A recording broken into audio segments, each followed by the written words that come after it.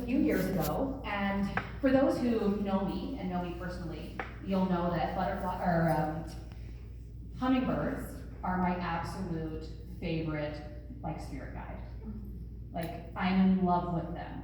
So every time you hear me talk about fives being hummingbirds, it's a total adoration, because I love them. There's something light and easy, and somebody mentioned yesterday the highest frequency being we have on the planet. They are just kind of in and out of our reality. They're so mysterious, right? And how they do what they do. So when I met Tara, she was that. She literally came fluttering in. Hi, Tara. Fluttered out. And then she would flutter back in. Oh, did you see me do this thing? And then she fluttered out. And she's always been that. It's been this beautiful, lighthearted, I'm gonna flutter in, I'm gonna tell you what I feel is important, and then I'm gonna flutter out, and I don't need to stay for all of that, because that feels heavy, and I'm just gonna stay for some of this lighter stuff. And it's a gift. It's a gift to be able to do that and bring that energy to the world. So I have been grateful for your presence in my life as my favorite bird. You are my hummingbird, and I appreciate you so much, and I've enjoyed the last couple of years being able to be on this journey with you, guiding you in whatever way, and as you guide me in return, right? And I love it, so welcome. I can't wait to hear your story.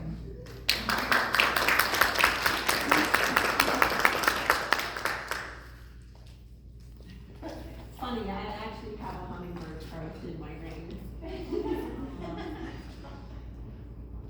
So I want to talk to you, yes, about divine timing, but about what feels like the darker side. Despite the fact that she said I talk about light things, I'm interested in the light. I'm going to talk to you about the darker side of divine timing and surrender.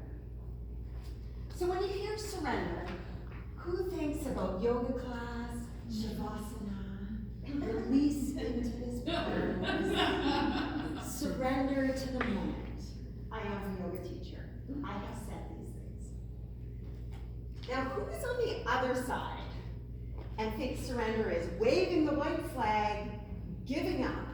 Did anybody else have a sibling who sat on them and was like, stay, you give up, stay, you give up, stay, you give up, right? That's surrender. So Megan, can you show the footage of what surrender looks like?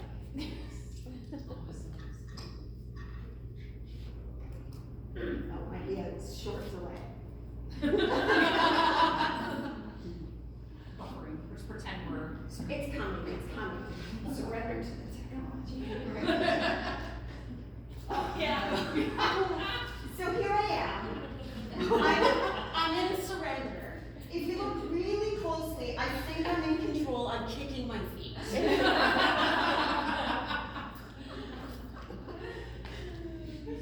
There's probably some other striders in this room who are like, if I just tried harder, it would work out. Right? So, just let him do it. So in December I turned 50, at approximately the same time. I love a really powerful workout. I'm a very physical person, and I'm a little bit vain, and I like to look good, and so I work out really hard. And right around my 50th birthday, I had this idea that I would do 50 burpees a day every time I went to work out. Which, yes, I do know is insane. And then it got worse. I was sitting in yoga class, and this idea came through. You could do 10,000 burpees in 2019. And I did the math, because I was like, holy shit, that's really crazy. That's only 50 burpees a day, times 20 workouts a month, times 10 months. I'm like, look, I've even got 2 months to spare. Piece of cake. I got it all worked out. I do have a 4 somewhere in my So I carry on, I go to workouts, I love my workouts, I love my trainers, and I love my community that I work out with. I call them my sweaty friends, and I adore them. And then I started having trouble getting up in the morning. And I am renowned for being late. I do flutter.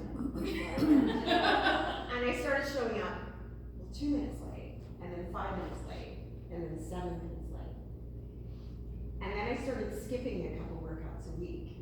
Meanwhile, getting stressed out that I'm not gonna hit my goal of 10,000 burpees in a year, which I still know is insane. So, I was getting tired, and so I was like, all right, I can rest. I understand this. I have driven myself to the point of injury before, so I've already learned this lesson. I'll rest. And I cut down. I was down to 3 workouts a week. It's down to 2 workouts a week. And I thought, all right, so I've rested, I'm good to go. At the point of my true surrender, I had rested for 5 days. And I thought, okay, good, I'm ready to go. I got the coffee maker on. My workouts are at 6, by the way. My alarm goes off at 5:15. Like, the madness continues. So the coffee maker's set, the clothes are out, the alarm is set. I'm in bed at 9:15. Everything, all systems go, until at about midnight, there's this enormous bang outside. And my husband jumps out of bed, looks out the window, goes, holy shit, he hit the pole. And what had happened for all the small town girls in here, a mid-90s Dodge Ram with a Cummins diesel had come up our Jackie knows, had come up our street, which is straight, and hit the power pole at the end of the road, at the end of my driveway, which is about 30 feet from the house. So my husband grabs his pants. I still wish he would have chased the guy naked, but anyway, he grabs his pants, runs out. Groggy, right? I've been asleep for 2 hours, totally not aware of what happened. Eventually I go outside. All my neighbors are out there. And I look at that pole, it's dark out, and it's leaned over. And eventually I realize the pole has been sheared off at ground level. And the only reason it hasn't fallen over is because the live wires are holding it down. Right? I'm like, holy shit, will my house light on fire? I was the one, first I called BC Hydro, by the way, BC Hydro does not take reports at midnight. You have to call 911. First lesson, yeah. So I called 911, they were actually very, very interested. They want to know that there's live wires and smashed poles. So that's good. And so the police officer arrives. Dodge Rams with Cummins diesels are so tough. The cop was like, there's not even a fleck of paint. It's like a tank hit this hole. Now, for those who are really astute, you might read into this. The power source was sheared off at ground level. I didn't get that for a while, until yesterday, actually, to be honest. So, BC Hydro shuts out probably at 2. I'm back at 6. My job is done. I've reported the damage. I've gone back to bed. And at 5:15, my alarm goes off, and I get up, and my husband and I look outside, and can you show my second picture?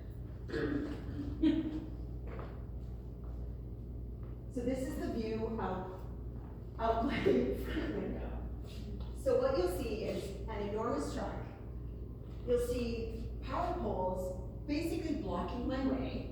You'll see wires all over my driveway. And then one more truck right here. And then just because the universe is hilarious, there's a pylon. Because I was still thinking, I can work out. It's like, go to bed. So, this is me experiencing surrender. This is what it took. The power source sheared off at ground level. This was the metaphor of what was happening. I was getting more and more exhausted. Because the other thing that had been happening is I would go to work out in the morning, and then for those of you who are on Zoom with me in the afternoon, you might notice sometimes I shut off my video. It's because I was going unconscious in the afternoon. I would get tired, And if I didn't work out, I would probably pass out for 20 minutes and have a nap. And if I did work out, I would probably pass out for 90 minutes. And for all the strivers who are like, if I just try harder, I'll get it done. Being unconscious asleep for 90 minutes in the middle of the afternoon is not super awesome. So I realized the harder I tried, the harder it got. If I could take it easier, if I could go to yoga at 6 instead of doing all my down burpees, maybe I could get away with a 20-minute nap.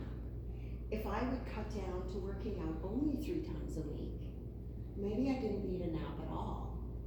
Maybe I could get through my day, but I kept noticing the harder I pushed, the worse it got. So this is how surrender has been for me. This bottom one right here, this is the universe saying, stay on call. It's sitting on me. Do you give up? Stay on call.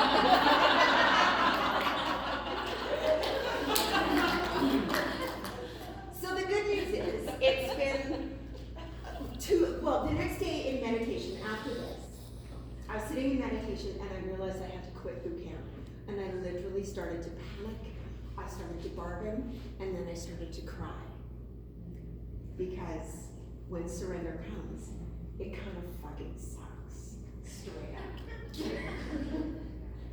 But there you go. The great news is, through my 2 months of chilling and releasing and waiting on divine timing, so much clarity has come through. I will tell you about that later.